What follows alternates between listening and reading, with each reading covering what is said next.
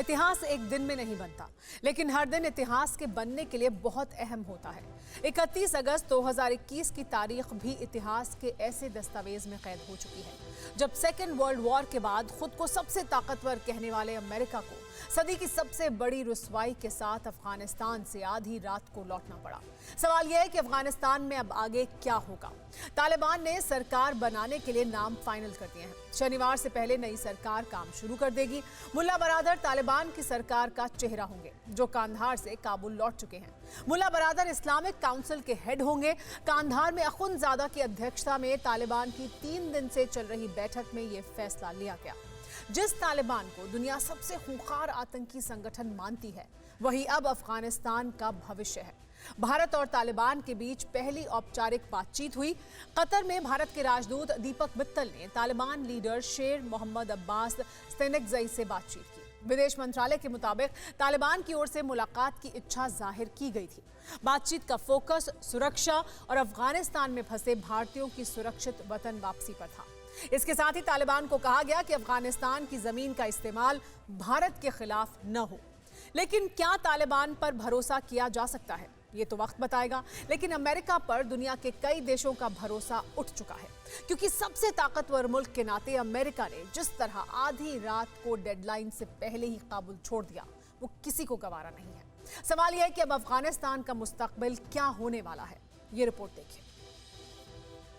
और इस तरह काबुल से अमेरिका की आखिरी उड़ान ने टेक ऑफ कर दिया, जिसके साथ ही अमेरिका के इतिहास में चली सबसे लंबी लड़ाई का अंत हो गया।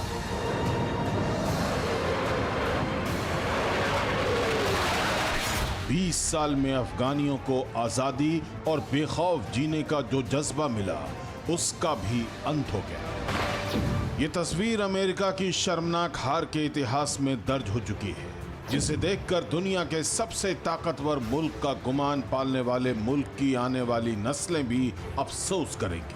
अफसोस इस बात का कि जिस अफगानिस्तान में पूरी ताकत झोंक दी थी, वहां से आधी रात को चुपचाप भागना पड़ा।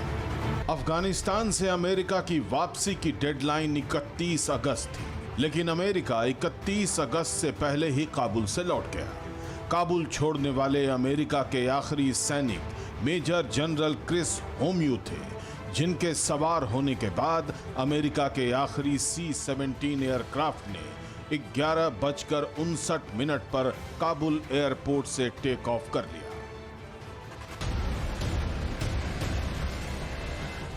हजारों जान गंवाने के बाद,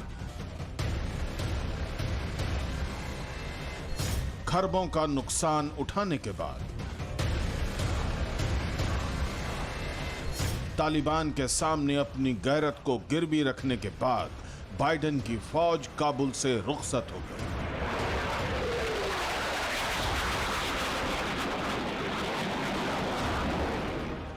जिसके बारे में अमेरिका ने दुनिया को यूं बताया मानो बहुत बड़ी फतह हासिल कर ली हो। यह ऐलान नहीं था, असल में यह अमेरिका की ताकत के चूर चूर होने का प्रमाण है। इसलिए आधी रात को अमेरिका ने काबुल छोड़ा तो आधी रात को ही अफगानिस्तान में तालिबानी जश्न मनाने लगे।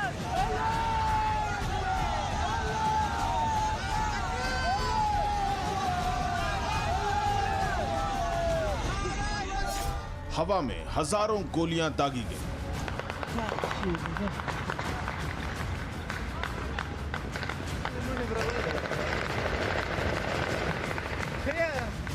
तालिबानी काबुल एयरपोर्ट में दाखिल हुए और अफगानिस्तान की आजादी का ऐलान कर दिया।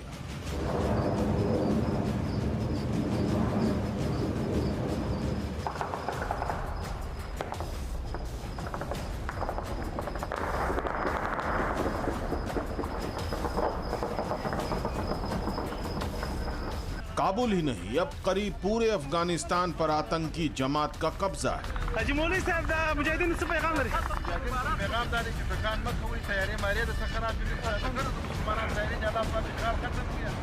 तालिबान काबुल की सत्ता पर ताजपोशी की तैयारी कर रहा है और दुनिया सबसे ताकतवर मुल्क की फजीहत का तमाशा देखते हुए पूछ रही है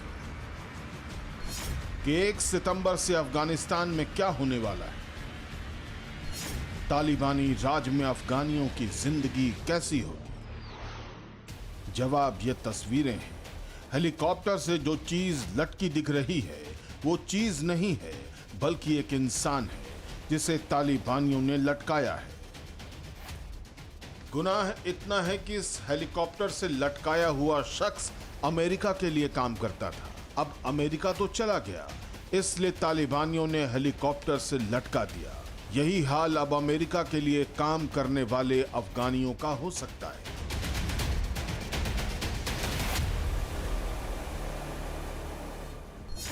अमेरिका के लिए काम करने वाले करीब 2 लाख अफगानी हैं।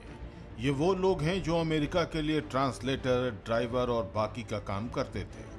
तालिबान ऐसे लोगों का पता लगाने के लिए घर घर तलाशी ले रहा है।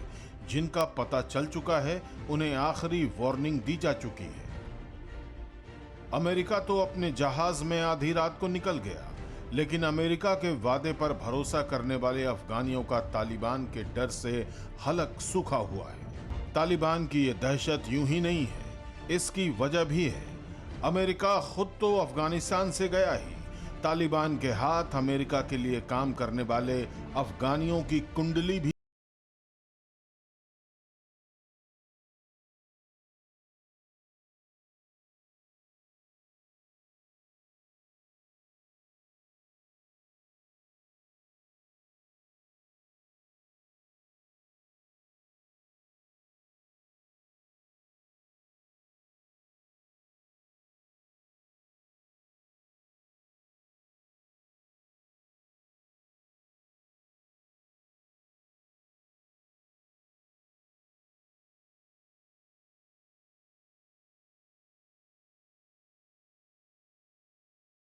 इसे अमेरिका का डर कहें या मजबूरी, लेकिन अमेरिका अफगानिस्तान से बेआबरू होकर तो गया ही है।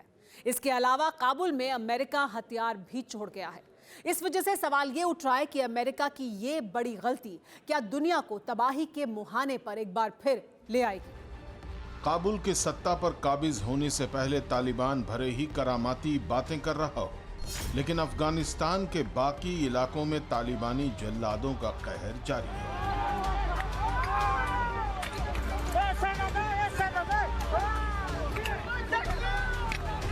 कंधार से कुंदूज तक के इलाके में शरिया कानून की आड़ में तालिबानी कहर टूटने लगा है। काबुल एयरपोर्ट में दाखिल होने के बाद तालिबानी सबसे पहले उस जगह गए जहां अमेरिका ने हथियारों का जखीरा छोड़ा हुआ था।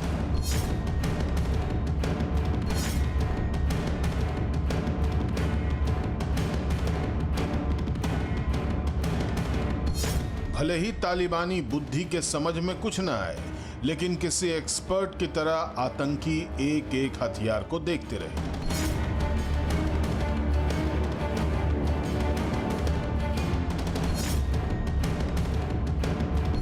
अब फाइटर जेट उड़ाना जाहिल तालिबानियों की औकात तो है नहीं, लेकिन जो चला सकते थे उसी को अमेरिका के एयर बेस पर घुमाते रहे।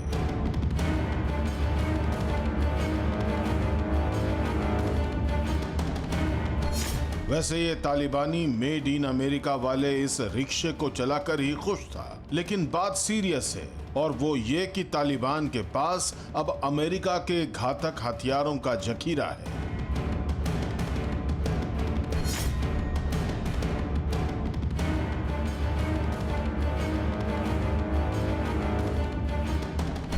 फोर्ब्स के मुताबिक अमेरिका अफगानिस्तान में 8,84,311 आधुनिक सैन्य उपकरण छोड़ आया है। इनमें 22,174 हमवी, 8,000 फौजी ट्रक, 155 बख्तरबंद गाड़ियां, 16,243 रेडियो सेट, 169 अमेरिकी M113 tank, 3,58,530 assault rifle, 64,363 machine gun, 42,000 pickup truck, 1,26,295 pistol और 176 आर्टिलरी पीसेस शामिल हैं। इसके अलावा अमेरिकी सेना अफगानिस्तान में 60 ट्रांसपोर्ट एयरक्राफ्ट छोड़कर आई है। 20 हल्के A-29 अटैक हेलीकॉप्टर भी तालिबान के हो चुके हैं।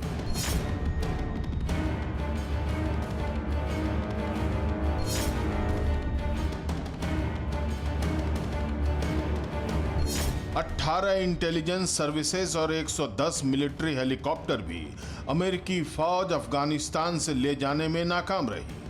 दावा जरूर किया है कि इन फाइटर जेट को कोई उड़ा नहीं पाएगा। अमेरिका के मुताबिक काबुल एयरपोर्ट पर रखे गए 73 एयरक्राफ्ट को डिसेबल यानी खराब कर दिया गया है, लेकिन तालिबान ने साफ कह दिया है कि खराब किए गए लड़ाकू विमानों को अमेरिका को ही ठीक करना होगा। इतना ही नहीं, तालिबान ने अफगानी एयरफोर्स के पायलटों को भी वापस लौटने को कह दिया है। इसलिए माना जा रहा है कि तालिबान अमेरिकी हथियारों का इस्तेमाल आतंकी वारदातों में कर सकता है। अमेरिका के हथियारों को चीन और रूस को बेच सकता है। पाकिस्तान के आतंकी संगठनों के हाथ भी ये हथियार लग सकते हैं। काबुल पर तालिबान के काबिज होने के बाद अफगानिस्तान जिहाद का अड्डा बनने की राह पर है। अल-कायदा के कई बचे खुचे गिरोहों ने खुद को तालिबान से जोड़ दिया है। इनके अलावा दूसरे गिरोह भी हैं। IS खुरासान और तहरीके तालिबान जैसे आतंकी संगठन पहले से ही तालिबान के साथ हैं। ऐसे में अमेरिकी हथियारों से आतंकी बड़ी तबाही ला सकते हैं। इसलिए डोनाल्ड ट्रंप जो बाइडेन को कोस रहे हैं। अमेरिकी सैनिकों और लोगों को निकालते, अमेरिकी हथियार ले जाते और फिर अफगानिस्तान में बने अमेरिकी बेसों को बारूद से उड़ा देते। ट्रंप ने यही कहा और अमेरिका को करना भी यही चाहिए था। लेकिन आधी रात को अफगानिस्तान से रुखसत होकर अमेरिका ने तालिबान को अपनी गैरत ही नहीं सौंपी, दुनिया के लिए नई मुसीबत भी खड़ी कर दी है। हमने की गलती फिर एक बार, कोरोना ने किया दोबारा प्रहार। मास्क, 2 गज दूरी, करें अपनी सुरक्षा खुद। कोरोना टीका हम सबको लगाना है, मिलकर साथ समझदारी से कोरोना को हराना है।